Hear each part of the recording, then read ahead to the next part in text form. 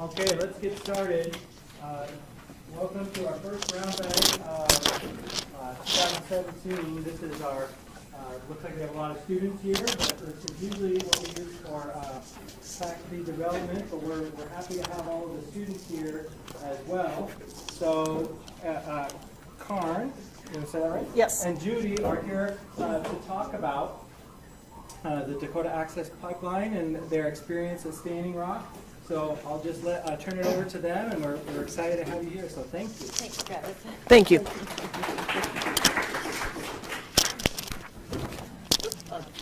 Go on this side. We really are happy to see so many students.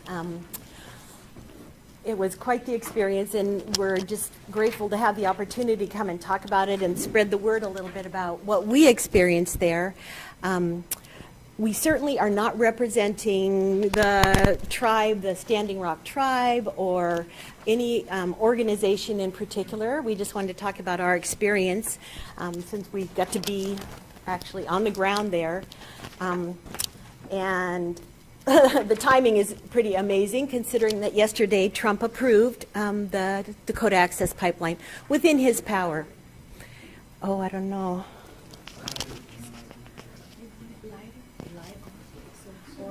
I think it's because the cursor is down. Okay. Okay, thanks. Yeah, it remains to be seen. Some people called what he did yesterday an executive order. Some others just called it a memo. And really, it's in the courts right now that the Army Corps of Engineers, who actually controls the land on either side of the Missouri River there, has stopped construction until they complete an environmental impact study. Doesn't look like Trump cares much for environmental protection, so we'll see. I'm not sure how much power he really has. Hopefully it'll continue through the process to recognize whose rights are priority there. I just wanted to see, is there anybody in this room that has been to the camp? No. It's a ways away. What's the question? How long was the Army Corps of Engineers going to take? Do you have an answer on that, or how long do you thought they'd be? That's a good question. I don't know. They're taking comments right now. So they're asking anybody who has input in regards to the construction. But yeah, I don't know what the deadline is. Okay, well, Karn and I were asked to talk about our experiences at a church, a UU church the other day. And so we sort of wrote this up, and we'll start with this. It's about 10 minutes. And it's sort of just stream of consciousness, where we put down our impressions as we were there and as we were driving home. Okay, so we'll start with that.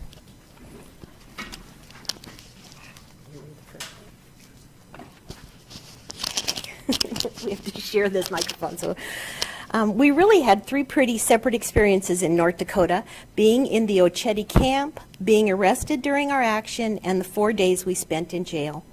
We went because Standing Rock seemed like the perfect storm of social and environmental justice. We were both very bothered by the disconnect between what was happening at Standing Rock and the acquittal of the Malheur Wildlife Refuge thugs and the impending election. So I just say, while we were there, the election happened and we were in shock, and it just felt good really to be someplace where we felt like we were doing something. Camp life. The orange supermoon rises over the horizon. It glows through the smoke-filled camp and through the silhouette of teepee poles. "Isn't grandmother beautiful tonight?" says an ancient native voice behind me. All of camp is sacred, falling asleep to drumming, waking to singing prayers, each morning starting and ending in native prayer as smudge bowls are passed. Elders treated with respect, speaking first, being served food, having chairs reserved for them at the sacred fire.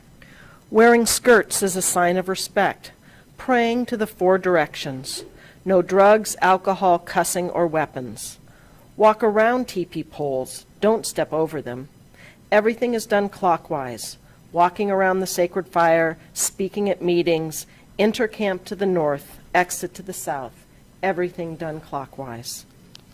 Singing in prayer each morning to start the day. Women's water ceremony. A long procession from the sacred fire to the river led by elder women. Blessed water given to those who lined the road. Men on the sides, women down the middle, holding space for safety. Tobacco spread in the river as an offering. Leadership of camp rests with tribal elders and the youth council. Good neighbors, friendly people, folks introducing themselves.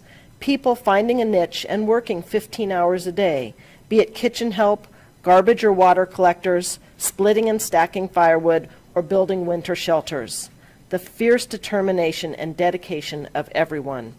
Art tent, medic tent, herbal medicine, Mongolian yurts, colorfully painted doors, geodesic dome, teepees and tents of all size, shape, and color. Flags from tribal nations from around the world lining the road. Teepees from the 7 Sioux tribes together for the first time since the Treaty of 1851. Horses galloping through camp. Supply sheds overrunning with donations. Facebook Hill, Red Owl legal team. The feeling of urgency about getting ready for winter, anticipation, past, present, and future, horses, solar power, and drones. The constantly circling helicopters, planes, and drones, infiltrators, cell phones and communication devices left outside meetings, intentionally creating diversions, divisions, and suspicions, warnings about who you are talking to and what you are talking about, security zones, Red Warrior Camp, floodlights from across the river where DAPL works round the clock, snipers and razor wire, having a to-go bag packed, goggles, poncho, water, bandana, $20, and ID. The legal team phone number written on our arms in Sharpie. Protectors, not protesters. Minnewachuana, water is life. So here's our action and arrest. Our purpose was to peacefully block a road leading to the pipeline, or Black Snake, to distract the police from another action that was taking place at the pipeline and to stall for time for other protectors. Standing across the road with linked arms in 2 lines, about 25 of us, mostly women, mostly over 50, mostly white. Quite a few were wearing their clerical garb of stoles, robes, and collars. We were singing and holding a beautiful red hand-painted silk banner that was later ripped from our hands and tossed in the ditch. We were blocking 2 converging roads to the pipeline. Heavy construction trucks were waiting to get through, our cars blocking the road behind us. 15 to 20 police cars came racing down the road at us and stopped about 30 yards away. And about 45 armed officers in full riot gear got out and formed a line 3 deep and marched straight at us. They carried mace canisters, nightsticks, tasers, pistols, and rifles. The officers were from North Dakota, South Dakota, Wyoming, and Montana. Sheriffs, National Guardsmen, police, and highway patrol. As I watched them approach, I felt terrified yet calm. We knew this was what we had come for. It was how we could play an important role. We had been briefed on nonviolent actions and legal implications. The time had come. As they approached, I tried desperately to hold on to our banner and get my bandana over my nose. I was in the center of the front line. But then I relaxed and went with whatever was to come. Yoga breath. I asked the people on either side of me to please start singing again. I was in total shock and disbelief that I was being marched upon by a militarized police in my own country. It was surreal. They stopped about 8 feet in front of our line. 2 or 3 of them at a time tore us individually off the end of the line and took us off to the side where we were pushed to the ground or made to kneel, and our hands were zip-tied behind us. They repeatedly yelled at us to not resist. The one individual that showed any resistance was held down by numerous officers, hog-tied, and carried to a waiting vehicle. But it needs to be said that as soon as we were handcuffed, we could not have been treated better. We were helped to stand and sit. Goggles and hats were removed. 2 tight zip ties were removed and replaced. We were treated with respect. I looked my arresting officer in the eye and said, "How would you treat your mother?" My cuffs were loose enough to slip off. Cuff me in front. Why? I'm old. We were loaded onto a bus or van and taken to the Mandan jail. We were offloaded one at a time, uncuffed, made to take off all our jackets and layers, photographed, and put in a large dog run. It was quite cold, and we were held there for about 5 hours until we were recuffed, loaded onto a bus, and driven across the state to other jails, as far away as Fargo, about 3 hours away. We were separated. Karn went to Jamestown. I went to Valley City. The Valley City jail was built about 125 years ago. The paint is peeling off the walls. There's rusty pipes, water radiators, graffiti. The only way to contact staff once you were in the cell was to stand at the corner and yell as loud as you could, and eventually somebody would come. I was placed in a holding cell at Jamestown for 5 hours. The adjacent cell held a suicidal woman who was in isolation for her behavior. 5 hours of screaming and kicking the door, highly disturbing phrases repeated over and over, nonstop and loud on Friday night, and still whimpering from the same cell on Monday night. I was finally booked at 2 a.m., dressed in orange, strip searched, fingerprinted, and had my mugshot taken. Where are you? Right here. Oh, okay. I was jailed with one other protester, and the other 8 women in my cell were mostly there for drug-related felonies. All of them would have been better served by drug treatment and or mental health counseling. I was treated with kindness from all. When we first got to our cell at 2 a.m., one woman got up to give us her real toothpaste and shampoo, as opposed to what the jail gave us. Time passed slowly, and I did a lot of sleeping. We stayed in the cell except for an hour a day when we could go across the hall to the commissary and use the vending machines. The food we were served was extremely starchy and all the same shade of gray. In 4 days, I ate 1 small bag of fresh carrots as the only vegetable or fresh food. It was odd to watch Lifetime movies and holiday commercials with women that would be incarcerated for the holidays, and knowing that their families probably never resembled those in the ads. One woman was detoxing from heroin, meth, and coke, and had just been diagnosed with pneumonia before she was arrested.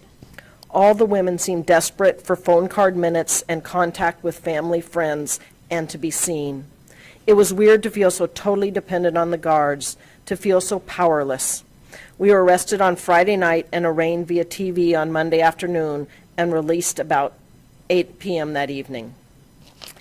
We worried our family and friends who helped with logistics, money, phone cards, and keeping our spirits up.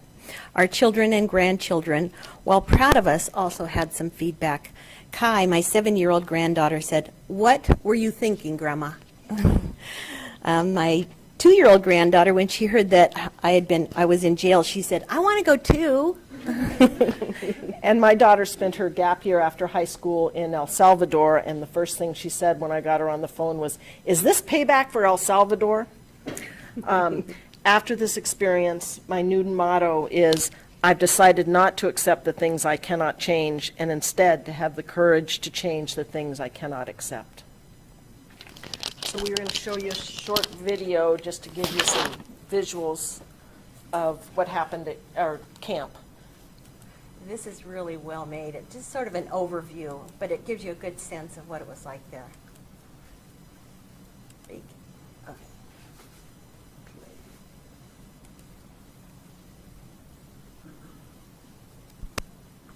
Oh, no. I'm going to take it off.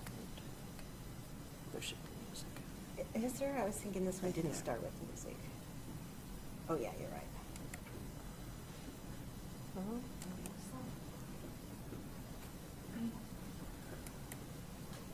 I'll move the, Turning on something down here, maybe. I'm going to stop this for a second. Right then. Do you need some light? Try that.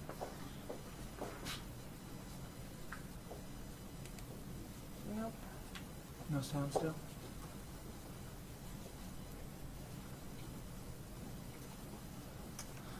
Look at the faculty here. Yeah. Let's one more time if we can try. It's running, yeah. Oh, it's running? Okay. I Mhm. don't know. I don't know how to measure. We can go to the projector, but like the, you know, the source of the To whole make sure. thing out. Okay. Yeah, to So- see just the setup. So, Like, is that one of you? Yeah, just this one. Okay. Yeah. See, is this like no size? Yeah. This one? Yeah. I think No, that's for the that's picture. for the light. Yeah, this is for. So what? It should work now. Okay. It's 70, maybe a little bit low. Can we Okay, do go higher. 74? So, yeah, okay. We'll try that. So now we'll try it again here. I'm going to take it back to the beginning. Please work. There we go. Thank you. Thanks. The Mother Earth is Chimaka, the grandmother of everything. And the water is her blood, and to this blood we live. We've been here for thousands of years. We have always been citizens of these lands. But whenever there's a resource that needs to be exploited, our lands just kept getting taken. We didn't have say. And that has been inflicted on our people for over 200 years. Native Americans have some of the highest rates of poverty, dropout rates, suicide rates, being victims to police aggression and violence. We have continued collectively to be abused. And I think people are tired of being treated like they're less citizens. We don't have any place else to go. These are our only remaining homelands. We have to protect them. Enough's enough. Since 2006, there's been a rush of companies coming into the state of North Dakota to develop oil, but they're staying around. We have a resolution that goes back all the way to 2007 that says we don't want any pipelines to cross our ancestral lands. But yet, in 2014, they're starting to steamroll the Dakota Access Pipeline through, threatening our water. The original route went near Bismarck, a community that's 90% white, and they decided to not take that route because they don't want to have the pipeline near their water. And then you have us saying the same thing, but we didn't matter. My son's buried on top of the hills here. And I said, who would build a pipeline next to my son's grave? Who would do that? And so I told Dakota Access, remember me, remember my face. I will be standing there. I wasn't an activist or any of these things. I'm a mom. I didn't know what to do. So I made a video on Facebook in my hotel room, and I asked people to come. The battle has just begun. I will stand and protect the water and the land. I'm asking each of you to come stand with us.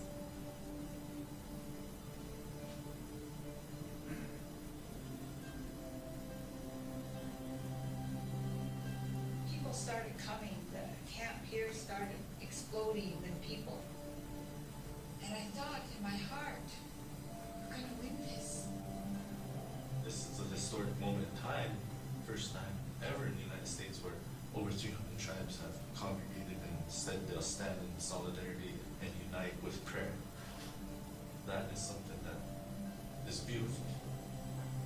Really awful things happen to different tribes, and it's so deeply spiritually wounding that I think when people see it happen to other tribes, our spirit is called to act because it happened to us too. It was the morning of September 3rd. They called me and said, Ladonna, the bulldozer is going through the sacred site. And people were crying and hollering, and all these nations were standing together.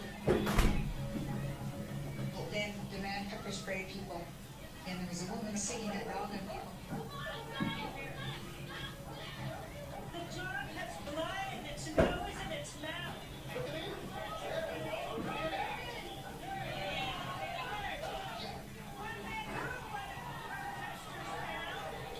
The worst crime that was committed by the demonstrators was locking himself on a piece of equipment. But the individuals who released guard dogs on demonstrators, they didn't get charged with anything. Last time I checked, there was 135 arrests that were made. We have a state of emergency by the governor. We have National Guard called in. So you have to step back and say, well, what really is going on here? What we see is we have militarized the energy industry with a governor who believes he can treat Indian people poorly. 3 years ago, a woman froze on the Standing Rock Reservation because she couldn't pay her heating bill. And now you're planning a $3.9 billion pipeline that will help nobody but oil companies. It's really infrastructure for oil companies and not for people. They're realizing billions of dollars in revenue. But if you look at the top 10 poorest counties in this nation, 2 of them are on Standing Rock. We're not opposed to economic development. We're not opposed to energy independence, but we're tired of paying for it. When we talk about our defense for land and water, some of us will be arrested. The bloodline that I come from, Chief City Boy, crazy person that said line, warriors, and chiefs. So to uphold that tradition and that honor is something that I see now that I gotta do.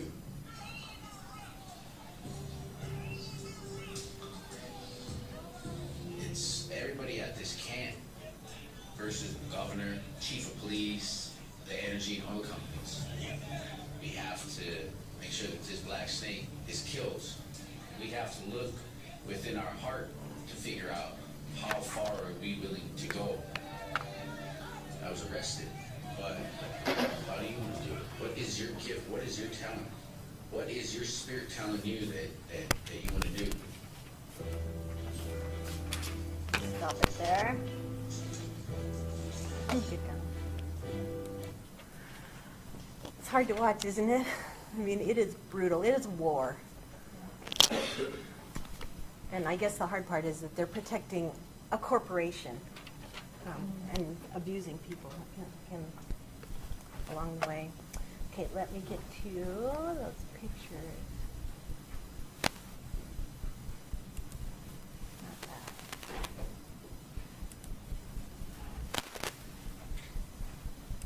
There we go. So this was just a picture of camp on a night. It really was unbelievably beautiful out there.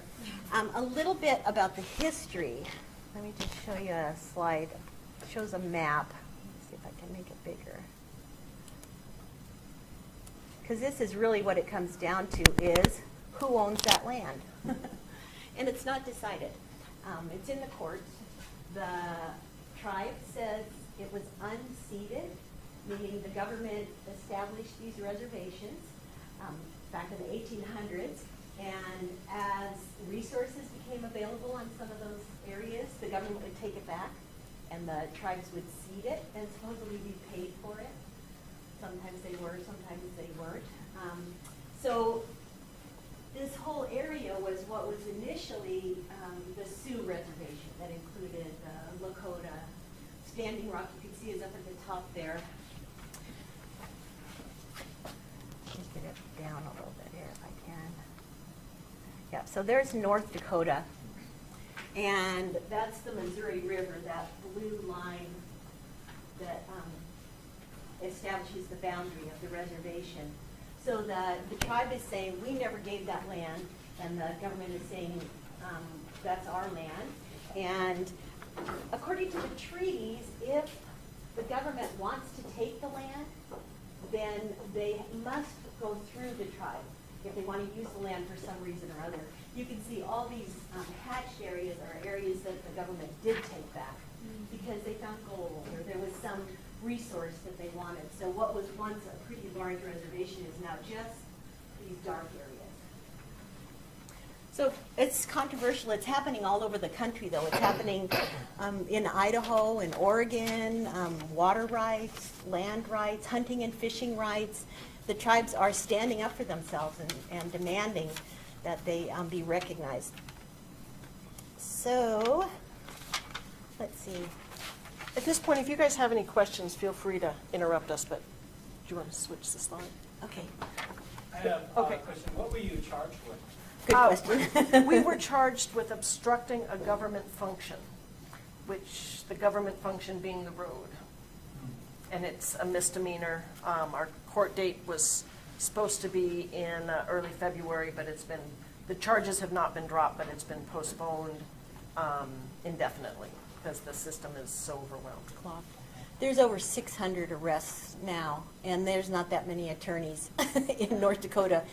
You know, and even finding one who's going to be sympathetic, because for the most part, it's a very red state. They're very conservative. They want the jobs and promote the pipeline. And they did just come out and say, signed an order that you could get an attorney from other than North Dakota, but they have to work pro bono. So you can't pay an attorney here to work for us. But we actually just found an attorney that used to work for the Lands Council that's going to represent us, we think. We hope. It's going to represent both of you, or, okay. Yes, yep, I think she wants to volunteer to help others as well, but definitely yep. us from Spokane. Go ahead. Was your visit before the veterans arrived? Yes, we will get to the veterans. We were there right before the veterans came. We were planning on staying a little bit longer, but after 4 days in jail and it was a big storm was coming, so we kind of skedaddled home after 2 weeks. That Amy Goodman's visit was prior to your visit? Yes, It was. yes, that was prior to our visit. Yeah, the video we showed is one of hundreds. If you go online, you can Yeah. find all kinds of different media outlets that have produced videos, so. Part Go of to the camp. what I understand was the question was of jurisdiction, that part of it was Army Corps of Engineer land, and that the suggestion was that the police did not have jurisdiction even over that, let alone the reservation land. Could you address that at all, or did you hear anything I think about that's that? what's in the courts right now. Yeah. Yeah, that's what they're trying to determine. You know, the Army Corps of Engineers finally made a decision to stop construction until they did this environmental impact study. But What they had done prior to that is done environmental impact statements like this and never looked at the whole project to see what's the whole project. So it's not going to impact this area, it's not, you know, too badly. So they just did small environmental statements as opposed to looking at the project in total. And it was a little, again, to have that many militarized police protecting what's basically a corporation felt very wrong to me. It felt like that was my government. Why weren't they there protecting the I mean, the governor and the government could have easily been there protecting, being on the other side protecting the tribe and not letting the pipeline go through. Instead, they were, you know, barbed wire and mace, and there have been some rubber bullets. There's one woman that at one action that they were, you know, they asked people to leave because it was going to get cold, and they said it's going to be too cold for you, and then 2 days later they are spraying the crowd in sub-zero weather with water cannons, and then they would throw you know, tear gas canisters, and also there's flash grenades, one of which hit a woman in the arm, and she's had numerous surgeries. And the other issue is they blocked the road, one of the roads coming in, the main road, so you have to go around. So all the emergency vehicles have to take an extra hour around to get to them. So, you know, there are people that have had heart attacks. This woman damn near lost her arm, and there's no way to get to the hospital in the bigger hospitals except for an extra hour because they won't unblock the road. It's a frightening. Go ahead. What about kids being injured? I've seen a few reports about kids being injured. Oh, there you go. Yeah. that's a good question. And we'll talk about the training that you get before you go on an action, because, you know, in camp, the law enforcement doesn't come onto camp. But if you go off of camp to make a statement somewhere, you're at risk, and they say, please don't bring your children. They have set up their own school on camp so that the kids continue to get an education. We didn't actually end up visiting the school, although that was one of the areas that I was particularly interested in. So there are plenty of kids in camp, lots of family. And this is a picture of my tent and Judy's van and a canoe that we ended up taking and leaving for the water protectors to use. And it actually, taking the canoe gave us, when we went to, it enabled us to meet some of the things that we're doing. So, way to go.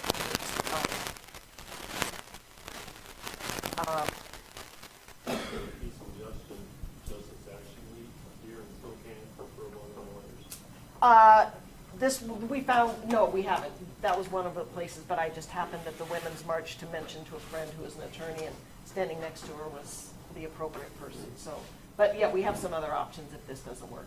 But it was just last week, I believe, or the week couple before days then, ago. that they said that you could use local attorneys. So we've been trying to get a hold of the attorneys in North Dakota. So that was, yeah, but that is an option if this one doesn't work out. Where's the sign? Yeah, of let me the- get back to that one. And I can just talk about it if we Yeah. can't. Let's see. So when we first got to camp, even before we'd set up our tent, we heard that there was a training going on. So we rushed over, and everybody's asked to go. There are morning meetings every morning in the big geodesic dome, which is very interesting. If you stand in the very middle of a geodesic dome, your voice doesn't travel. But if you step a yard out, you boom over the whole dome. So the acoustics were quite interesting. But every morning there was a 9 a.m. meeting to tell you what was happening in camp that day. And the new people that had just arrived were taken off and given a different orientation. And one of the things that we went to was a nonviolent, the first meeting we went to was on nonviolent demonstration. And these are some of the principles that are up around camp all over. We are protectors, not protesters. We are peaceful and prayerful.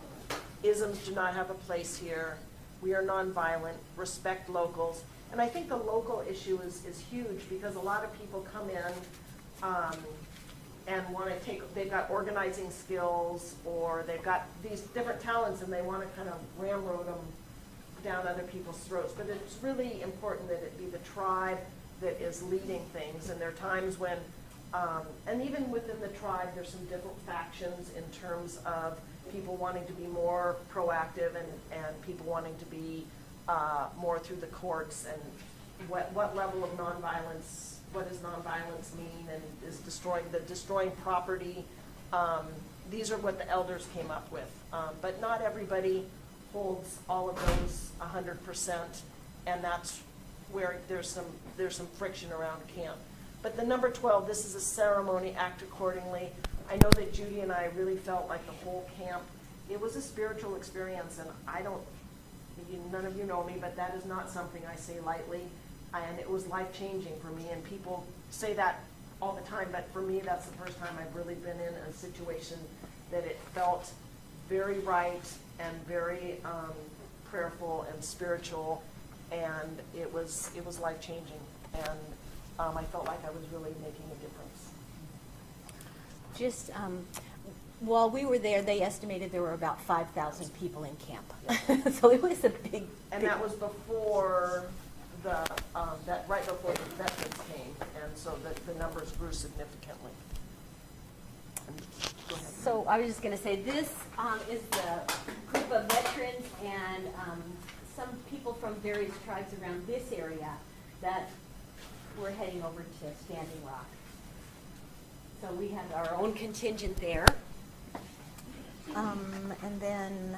And for me, one of the most powerful things that happened after the veterans were there was, I don't know if John Wesley Clark Jr. organized the veterans and said, we were called to defend our entire country.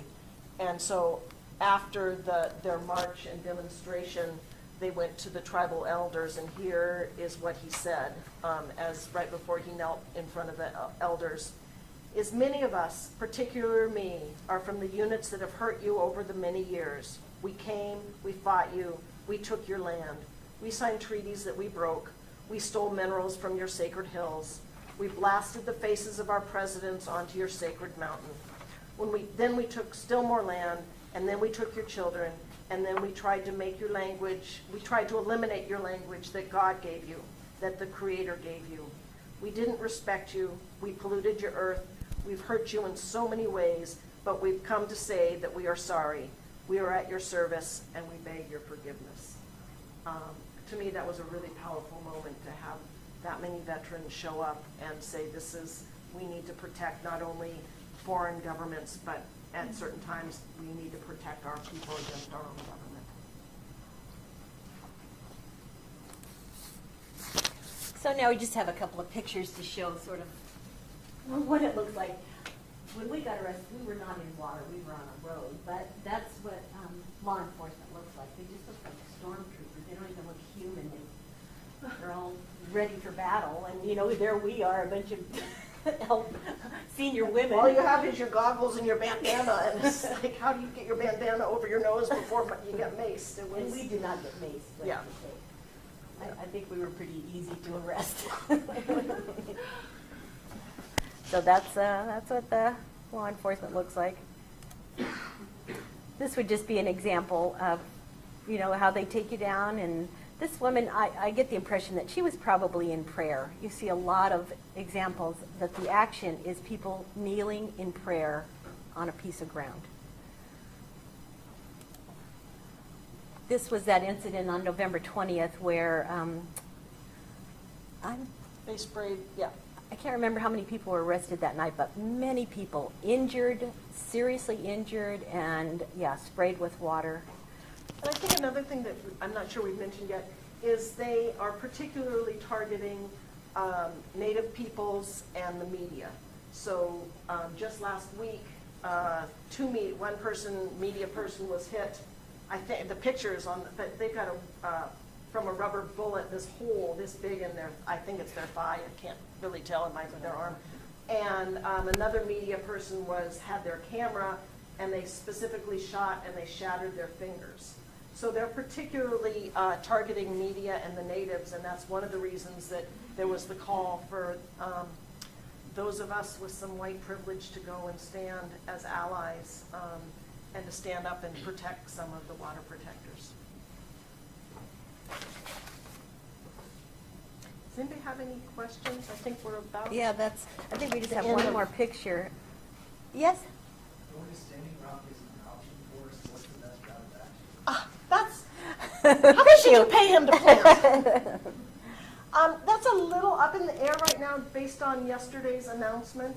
And we've been following, again, it's a little, I came home and friended every group that's out there, and then I got overwhelmed and I had to unfriend half of them just to follow the amount of, there's a little conflict. Some people are saying come back, and some people are saying it's the best chances through the courts right now. So I myself am kind of waiting to see whether I go back and what the best action is. Some of the things that we can do is there's a lot of money invested in this pipeline. And so things like using a local credit union, taking your money out of the big banks, Wells Fargo. We have some sheets here with some ways to defund the pipeline, and just to know who's putting money into it. Right now with Trump's announcement yesterday, to my mind, how can he say, let's go forward this when he owns millions of dollars of, it seems like such a conflict of interest. So I think now is the time to stand up and write and call your legislatures, and you can look at these sheets here. Yeah. One of our local Native American artists who was at Standing Rock has a video he would offer if you have time to show it. Oh, yeah, absolutely. That'd be great. Oh, yeah, come on, yeah, no, we'd love to see it. I was dealing with what was the expected of me.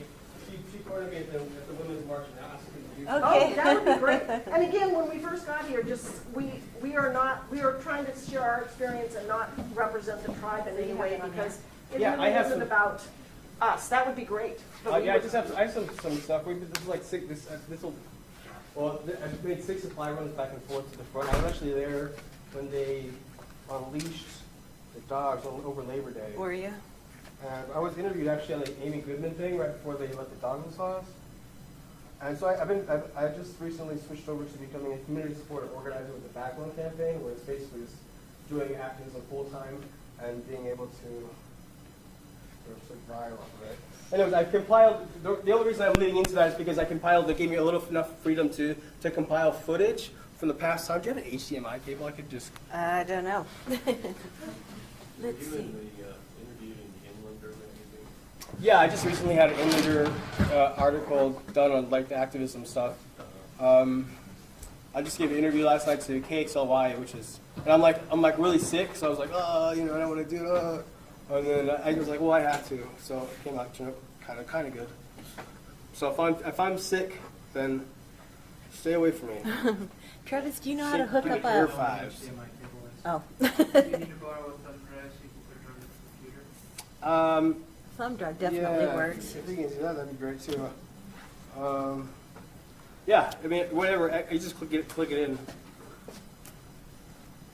Sorry, I'm a little unprepared. I was hoping I might just be able to click in. Borrow this, download it to the thumb drive, then move it to the computer. No. Okay, great. Oh yeah, here we go. While he's setting up, the tribe covered our, they. Sorry, I need a mini HDMI cable. Is it just a little one? And they paid our, Sorry. so the tribe has funds, so we can go, it's not 100% on, of course, they ask, you know, I don't know how we many paid there are. back what we could, but, they also have funds available, and that's, you know, supply monies, that's part of the reason the non-legal fees are back in the nurse now. Okay. And, yeah, so we did not have a GoFundMe site, we funded our own trip, except for what the tribe paid for our legal fees so far, getting us out on bail, and the car cost was about $800 to get it out of jail. That was harder than getting us out of jail. It was. Yeah, my understanding, Trump has stock in Energy Transfer Partners, which is the big company that's putting the pipeline in. And the CEO of that company donated $100,000 to his campaign. So he's, you know, tied closely with them. Is that gonna work? Are we ready to? Yeah, it's there. It is. It's just doing it now. So thankfully, it's totally him. So if I can figure out where to shove this in. Right here. Can you see it? Nope. I'll close our stuff out so you can get here. So after these dog attacks, actually, I came back and everybody's like, "Oh, look, I saw you on Amy Goodman. Yeah, you know, you're out there doing all that stuff." And I was like, "Yeah, totally." And we raised over $5,000 in like a week. And so we did a huge supply load. We brought all kinds of different stuff. I mean, like everything necessary for like a long-term stand. And then $5,000 is $5,000 in like a week, you know, quickly. And everybody just like wants to see more, whatever. And we came back, and actually we came back from Standing Rock, and we came back to Standing Rock, I should say, with the media people. Is that it? Yeah, that's it. Okay, let me See if I can. I don't know. Oh, let's see. I'm not sure how to stop it. So it says VLC. Sorry, I'm Go ahead, you touch go ahead. screening it. I don't know how to touch screen it. Okay. All right. Sorry, Emma. So sound. Oh, go in here. See if that helps. Was it down? At that time, they were doing ceremony consistent. You know, it wasn't just knockout situations or nonviolent direct action.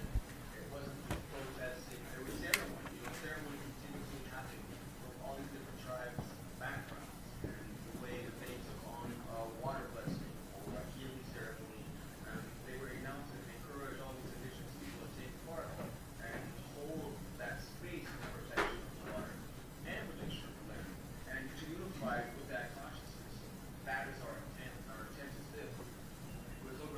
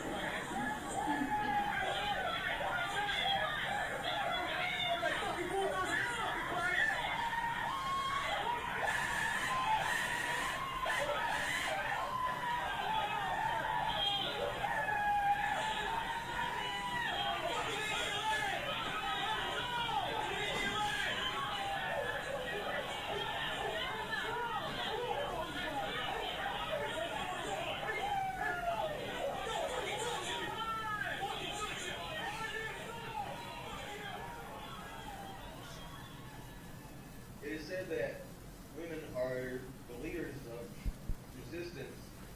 And I find it true, you know, all over humanity, women have led the call for peace and the call for resistance. And yes, there's no change with that. I'm standing rock.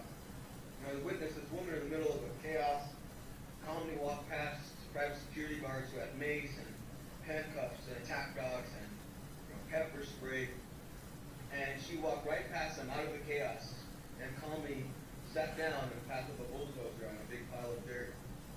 And it was the most quiet power, the most reserved thing that I've ever witnessed in real life.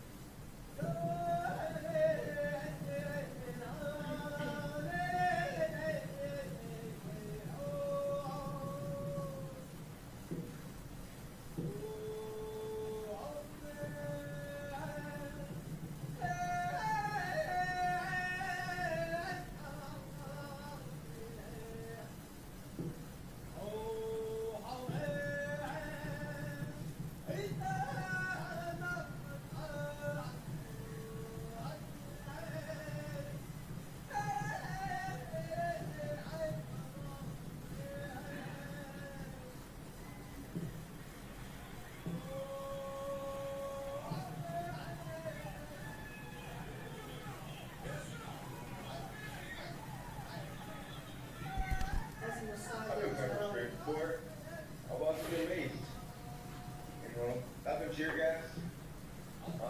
I've even been tased, but that day was the first day that anybody ever left a dog loose on me.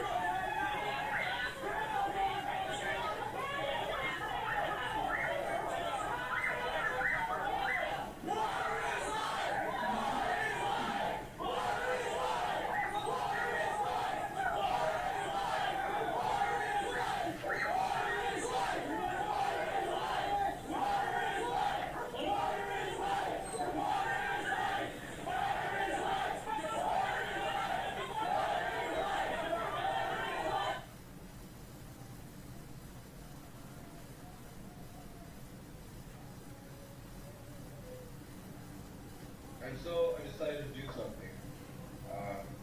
Some online fundraising bought supplies and came back 1 week later to help solidify the front line. It was unacceptable for this to be taking place in the 21st century on American soil to American citizens. You know, we are humanity and we need to stand up for ourselves. This is our only planet.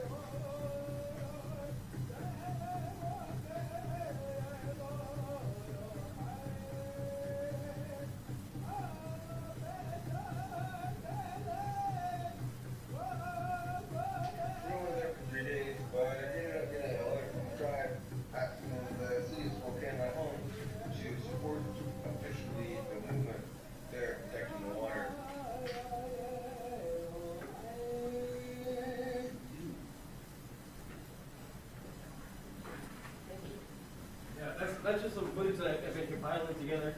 After that, we came back like maybe four other times.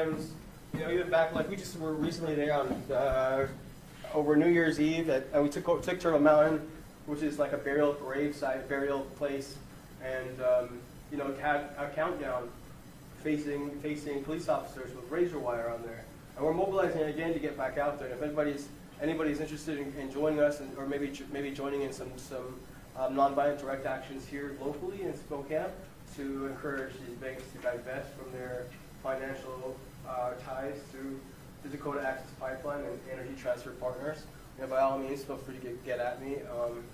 But we are planning on mobilizing. I think this is now becoming such a big thing. It's not just environmental protection or minority rights, or you know, or just a plethora of different things that this sort of spearheads into this thing. But I think the fact that this new administration is coming into power, that we need to start making a stand for ourselves and really hold each other up, especially in the face of adversity, and that one person's problem isn't separated from another person. That these are all different rights that we all need to stand up for, and that we all really need to sort of support each other and uplift and say, no, this is not going to take place, especially not now. Not now and not for the next 4 years, because it really is setting a precedent for what it means, what we will allow to continue and what we won't. You know, it said that you allow will continue. And that, I think, is true, because you don't really realize how much power you have into your own self.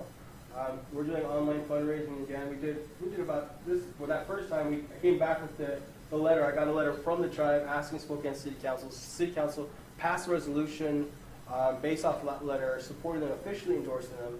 But we're trying to get, you know, now everything's up in things. The tribe's saying one thing, but the people are saying another thing. And the tribe, you know, from my own personal tribe, I'm 2 tribes. I'm Hopi and Anakamouth. I'm from Arizona, but we, you know, what the tribal council says and what the people say are 2 separate things. It's like, you know, it's like colonialism. You know, you have to work through the system of colonialism versus what the original true meaning of leadership is. And democracy and Native American leadership differ in some ways on massively different scales. So what the tribe might say is one thing, is different from what the will of the people say. You know, they asked Linda Black up to sort of remove her camp. What happened is that, like, where Sacred Stone Camp is at, it's separate from the Oceti Sakowin camp, which is the 7 council fires. They put out this fire. The call was heard. But Ghost, who runs the Ghost, this older man, he runs the camp, and they put it out, and now they lit a new sacred fire for the All Nations camp, which is just basically every single tribe, and all nations for all people, to make a stand here at that place. But it's in a floodplain, so the tribe is asking them to move. And they've been asking them to move for a long time, because when the snow falls, it's cold it's colder than you can imagine out there, especially, you know, with that wind chill factor, which is crazy. But they, you know, they've asked everybody to move because that water table will rise. That place is going to be under water. There's no point in it. So they already talked about moving the camp to a higher level. It's above, like over closer toward Cannonball, and they're going to put it in like this big area that's shaped like a turtle. So you can see it looks like a turtle. I don't know. I didn't come up with the design myself. I don't know, but it's a thing I think that's really important for all of us to sort of really unify it. You know, now I haven't worn out from my arrest over there. You know, sometimes I come back and I'm like, oh shit, that's hot. You know, it's like, oh, what's that behind me? But every single time, I think it's very, very necessary. I think to stand on the front line. Last time we went out with the second to last time. We went out when the veterans came. The veterans came out, and that's when Obama did the whole, you know, denying the permit thing. It's making sure that they get the EIS, which is, you know, it is what it is. The funny thing about these impact statements is that it's usually the only people who can afford them are the companies that are trying to push whatever thing through. And it's always going to be one-sided because the people who are funding this impact statement is going to be funneled through the corporations. And the corporations is going to be biased on that. So it's like, you know, who are we really going to push? Even though it'll still take 2 years or whatever, it's still going to be swayed in favor of the corporation that's funding the statement throughout the whole thing. So, you know, it's all just a big joke, you know, and there's a lot of these things that are taking place here that we can find on a local level. I mean, they're talking about the Black Snake and all this different stuff. That Bakken crude oil is being transported through our city every single day on oil train cars. And the funny thing about it is that these oil cars carrying this Bakken crude oil, it's the most carbon-intensive oil on the planet. meaning that if it blows up, it's more explosive than gasoline in its true state because of the way that they extract it from the earth. But that oil is coming through our city every single day, and people don't even really pay attention to it. You know, so there's a whole push one way or another, I think, for us to sort of have an impact and never ever feel like you are just one single person, because that's not true. You know, together we are humanity. We need to stick up for ourselves. And that's true. So, anyways, I didn't mean to barge in on your things. What do you guys think about the film, though? Huh? Because I've been like the last week making these videos. You write your contact information. Yeah, that's right, yeah, how we can find out your information. Okay, great, yeah. How we can help. Yeah, we raised about like $12,000 online, and then I was working for a couple political action committees in Washington State. I still work for kind of some of them. But I have to have these free, so I do whatever I want. And I started working with the Backbone campaign. The Backbone campaign is like Greenpeace, you know, they're like this political action, social justice movement group, and basically I'm using them as my fiscal sponsor, to where any money that comes through, I can use the money as I see fit, versus like supply runs, travel, lodging, and stuff like that. Because we've been going back and forth, getting people to mobilize to the front lines all the time, and using them as my fiscal sponsorship. Any tax donation, any donations that come through down directly to me are tax deductible, versus the $12,000 that I got that was not tax deductible, and it was like, you know, tax time coming up. What's the deal? But it's a great opportunity, I think, for people to sort of get a tax deduction and still contribute to the cost going directly to the front line, which is very important. So do you want to write something? Another thing that you can do is be aware of what's happening in, like, for example, in North Dakota, they are currently debating whether it should not be a crime if you accidentally run over somebody blocking a road in protest. So basically, they're saying you can run over somebody and it wouldn't be a crime. And that's currently being debated in the House of North Dakota. And in our own state legislature, there's been a bill that's been introduced to say that anybody that's blocking economic process in their protesting, it would be charged with a felony. So basically, it's tramping down our abilities to protest. And so there's a lot of crazy, I mean, there's crazy shit happening. And it's amazing that I think we just need to all be on top of it and to be loud. I really appreciate being able to talk to somebody who's been there. Yeah. Because, you know, this is obviously really mediaized, and we all are, for me, I'm taking as much in as I can, trying to learn so much, but being able to talk with people that have been there and actually feel the reality, and read that letter, and that final body, that was The other thing is that's one of the reasons that there was, none of this made national news until they had been out there for months. Yeah. And so there was this kind of media blackout. It's And even the national news, that one where they were shooting the water cannons, law enforcement said, oh, there were fires. They were putting out fires. The fires were the gas, you know, the canisters. Yeah. Yes. That the police were throwing. So you can't believe there was. Yeah, again, had social media and people making their own films not been there, it would have had a whole different spin, because the Morton County Sheriff said they were putting out fires is why they were spraying that water. And it just, so again, it is hard to get real news, real facts. There were two young Native Americans who got on horses and avalanche and buffalo and cattle into the military. Do you know their fate? Are they still in jail? I don't know who that was. I know they were just trying to round them up to push them back, but I don't think that they got anybody.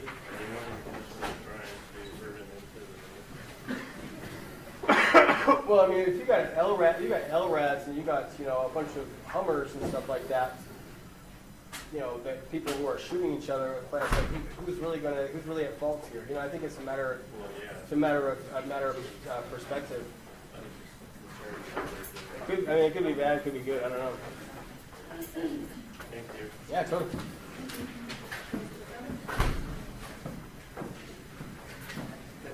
Oh, yeah. Okay, well, thank you very much.